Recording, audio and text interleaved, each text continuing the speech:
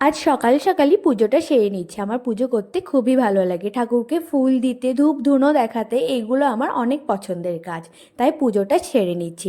তো হ্যালো সবাইকে, আশা করছি তোমরা সবাই অনেক অনেক অনেক ভালো আছো। আমিও অনেক ভালো আছি। আজকে বাড়িতে বড় মাসিমণি আর ছোট মাসিমণি আসবে। তোমাদের সাথে পরিচয়ও করিয়ে দেবো। তাই তাড়াতাড়ি করেই পুজোটা সেরে নিচ্ছি, যাতে আসলে একটু বসে গল্প করতে পারি।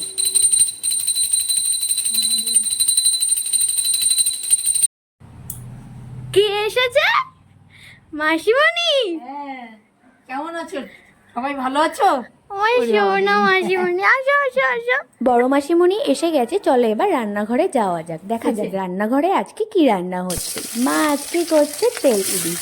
প্রথমে মাছটাকে ভালো মতো নুন, হলুদ, লঙ্কার গুঁড়ো মাখিয়ে নিয়ে তারপরে তেলে দিয়ে নিতে হবে। তারপরে দিতে হবে কাশ্মীরি লঙ্কার গুঁড়ো, তারপর একটু হলুদ, আর দিতে হবে কাঁচা লঙ্কা আর টমেটো দিয়ে ভালো করে জল দিয়ে নাড়িয়ে নিতে হবে।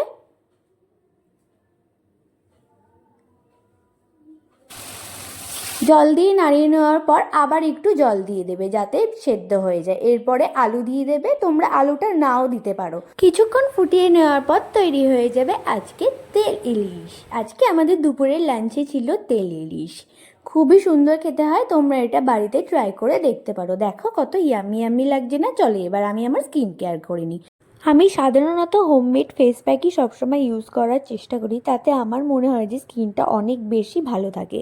এই ফেস প্যাকটাকে ভালো মতো স্কিনে অ্যাপ্লাই করে মোটামুটি 5 থেকে 7 মিনিট রেখে দিতে হবে। তারপর নর্মাল জল দিয়ে ধুয়ে নিতে হবে। দেখো আমার বর আমাকে কিভাবে বিরক্ত করে। ভিডিও করিস না।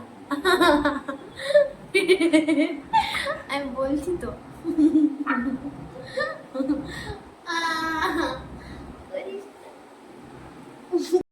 ফেস প্যাকটা মাখার পরে একটু ভাবলাম যে নিজের মতো সময় কাটাবো। তার পারলাম কোথায়, এখানেও এসে বিরক্ত করতে শুরু করে দিয়েছে। এরপরে বললাম যে আমাকে কটা ছবি তুলে দে। ছবি না তুলে ওইদিকে ভিডিও করতেই ব্যস্ত। উফ, আর পারি না। কিরে তুই বারান্দায় দাঁড়িয়ে একা একা হাসছিস কেন? বলা যাবে না। মুখে কি লাগিয়েছিস? সব চ্যাট চ্যাট করছে। প্যাক। কি প্যাক? কি কত প্যাক? কত এমএল?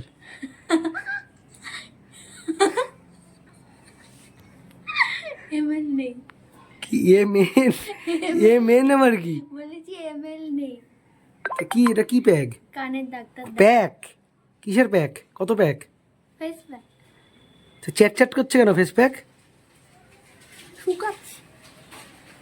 এবার কতক্ষণ? 5 মিনিট।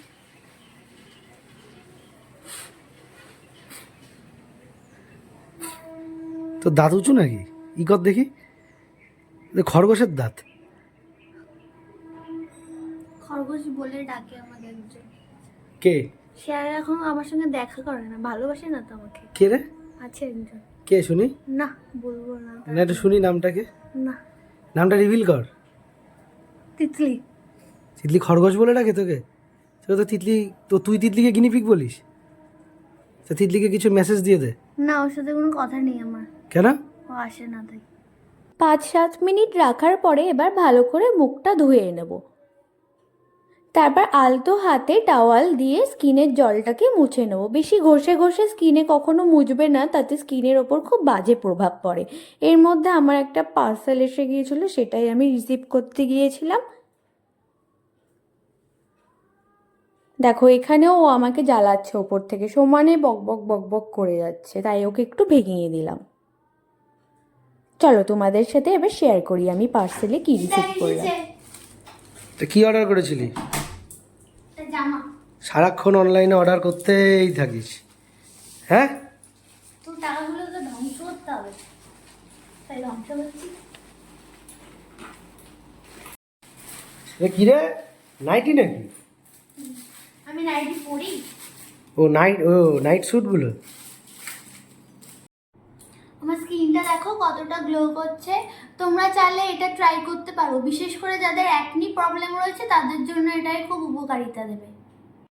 বাজনার আওয়াজ শুনে একটু বাইরে গিয়েছিলাম। বাইরে গিয়ে দেখি পাশের বাড়িতে ঠাকুর নিয়ে ঢুকছে। তোমাদের যদি এই বোরিং ব্লগটা ভালো লেগে থাকে তো লাইক, শেয়ার এবং সাবস্ক্রাইব করে দিও আমার চ্যানেলটিকে এবং পেজটিকে ফলো করে দিও।